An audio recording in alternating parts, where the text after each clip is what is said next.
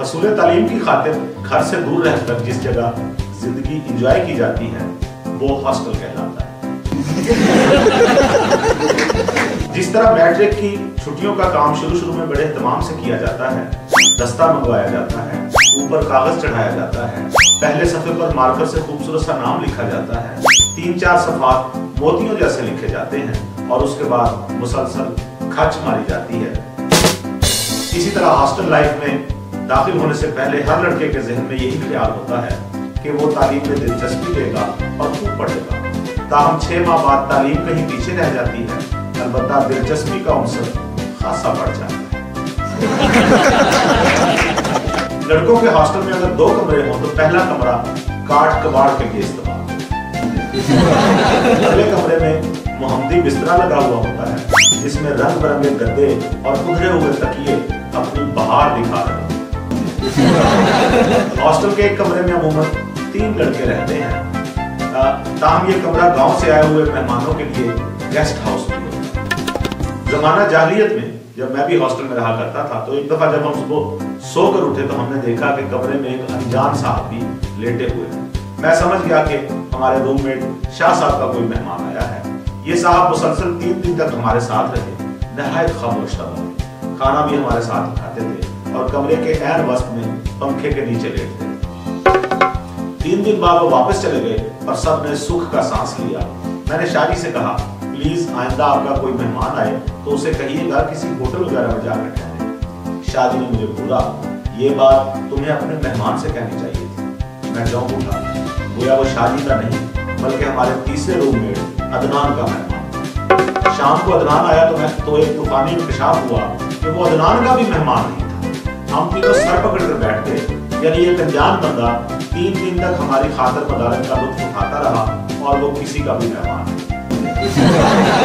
Hostel का एक warden भी होता है जिसका काम सिर्फ इतना होता है कि चेक करता रहे कि कहीं कोई लड़का उसकी हिदायत पर अमल तो नहीं कर रहा।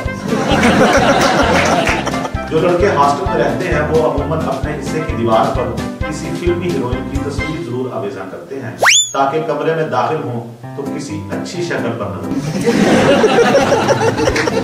हॉस्टल में दूसरे लड़कों की चीजों पर हाथ साफ करना ऐन सवाब समझा जाता है, इसीलिए हर लड़का अपना साबुन तक अपने संदूक में रखता है। एक दफा हमारे कमरे में एक लड़का अपना संदूक खुला छोड़ गया। सब इसी मौके की ताड़ में थे।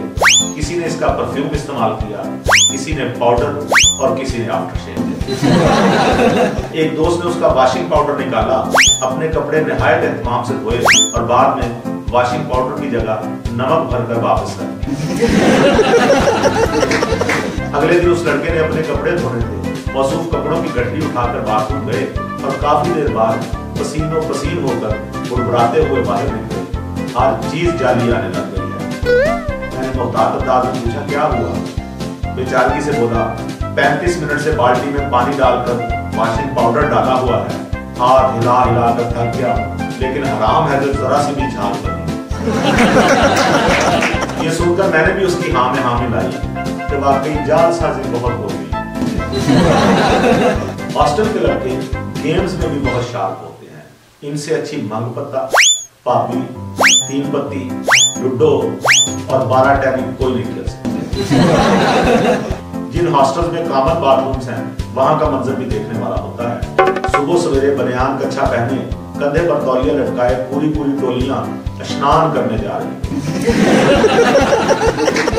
हॉस्टल के लड़कों को अमूमन सिगरेट के गरारे करने का बहुत शौक होता है। तारीख गवाह है कि सबसे ज्यादा सिगरेट बॉयज हॉस्टल में जाया किए जाते हैं। हॉस्टल लाइफ की सबसे बड़ी खूबसूरती यह है कि कोई खास रोक टोक नहीं होती। यही वजह है कि हॉस्टल लाइफ गुजारने वालों की शादीशुदा लाइफ कांटों भरी गुजरती है। मैंने अपने पुराने हॉस्टल फेलो से पूछा कि शादी हो गई या अभी तक बर्तन खुद धोते हो? आप भरकर बोला, तुम्हारी दोनों बातों का जवाब है हाँ। हॉस्टल में रहने वाले लड़कों की अपनी ख्वाहिश होती है कि उन्हें कोई ऐसा कमरा मिले जिसके सामने से गर्ल्स हॉस्टल नजर आता है। ये गर्ल्स हॉस्टल काफी फासले पर होता है और पहुंच से बाहर होता है। ताहम लड़कों के लिए वो कमरा भी कीमती तरीन करार पाता है जिसकी खिड़की गर्ल्स हॉस्टल की उस तरफ का नजारा दिखाती हो जहां कूड़ा करकट फेंका जाता है।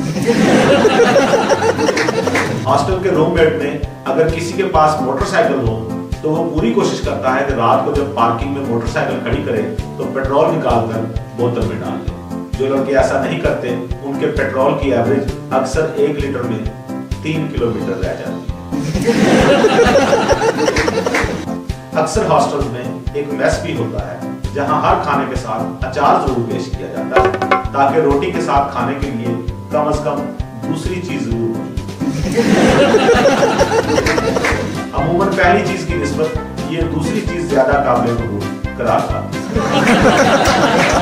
हमारे हॉस्टल के मेस का बावर्ची दुनिया का वाहिद बावर्ची था जो चिकन भी पकाता था तो उससे आलू गोभी का स्वाद आता। मौसूफ एक सालन से कई दिन निकालने का फन जानते थे। एक दिन मटर चावल बनाते तो बचे हुए खाने में से मटर निकालकर अगले दिन उसमें आलू डालकर आलू मटर बनाते। तीसरे दिन आलू निकालकर उसमें शोरबा डालते और आलू शोरबा तैयार करते। रोटियां इतनी सख्त बनाते थे कि कई दफा लड़ाई के दौरान लड़के रोटी मारकर मुखालिफ का सर फाड़ देते। मेस के अलावा हॉस्टल में एक कैंटीन भी होती है जहां हर लड़के का उधार चलता है। इस खाते में जिस लड़के का नाम भी दर्ज हुआ फिर कभी दोबारा निकल नहीं सका। मुझे याद है एक दफा हम तीनों रूममेट्स पर 350 रुपए का भारी कर्जा चढ़ गया जिसे उतारने के लिए मजबूरन हमें कैंटीन वाले को खौफनाक नताइज की धमकियां देकर उसके पांव पकड़ने पड़े। ये वही कैंटीन वाला था जिसने हॉस्टल के सिगरेट नोच लड़कों से तंग आकर लिख दिया था कि अगर किसी ने कप में सिगरेट बुझाई तो उसे चाय ऐश ट्रे में पेश की जाए। हॉस्टल लाइफ की बेतरतीबी ही उसका हुस्न है। मैली चादरें, दीवारों पर लिखे फोन नंबर, बाथरूम की टूटी हुई कुंडी, फर्श पर सिगरेटों के टोटे, छत के पंखे की बेसुरी लोरी और परात बजाकर महफिल मौसीकी का इनकार। हॉस्टल के लड़कों के भी ग्रुप्स होते हैं जिनमें हर तीसरे दिन इस बात पर लड़ाई हो जाती है कि हमारा नहाने का डब्बा किसने गायब किया। जो लड़के मिलकर 14 इंच का टीवी अफोर्ड कर लेते हैं वो इसे कमरे में ऐसी जगह पर रखते हैं जहां भी रखा जा सकता। टीवी की तार अमूमन बाथरूम से होती हुई किचन के दरवाजे से लपेटकर पंखे के ऊपर से आकर टीवी तक पहुंचती है। रिमोट के सेल खत्म हो जाएं तो कोई 2 सेल खुद से खरीद कर डालने की सहमत नहीं करता बल्कि पहले से मौजूद सेलों को दंदियां काट काट कर दोबारा से चला